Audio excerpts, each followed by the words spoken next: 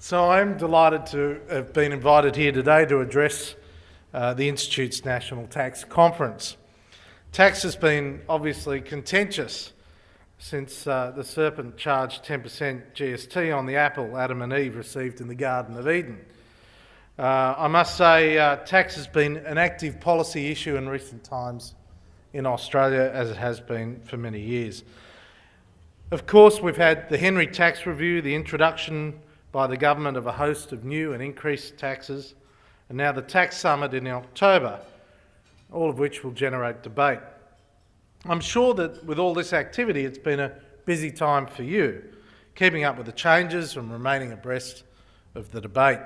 Today, I want to reflect on the process of tax reform and what an ideal tax system should look like. Excessively high taxation reduces economic growth by diverting resources into less productive activities. Business investment is the driver of productivity gains.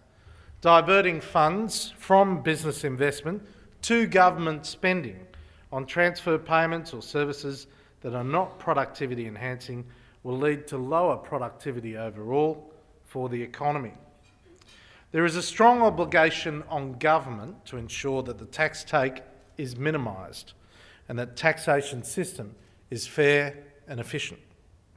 This requires that government provision of goods and services be fully justified in the national interest and that they be provided efficiently and at the lowest possible cost. It is fair to say that if we were devising a tax system from scratch, we would not deliver the system we currently have. Our system has evolved through time in a somewhat ad hoc fashion in response to revenue needs, and there's been no overarching long-term vision.